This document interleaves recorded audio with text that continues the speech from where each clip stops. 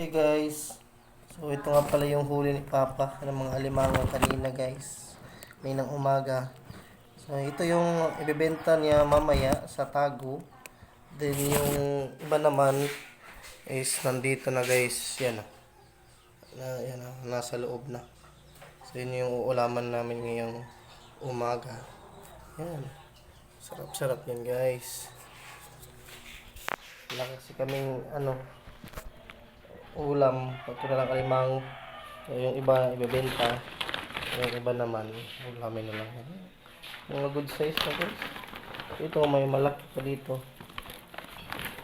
So, malaki ano, mga lalaki.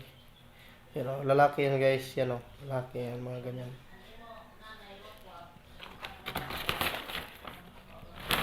Ayan.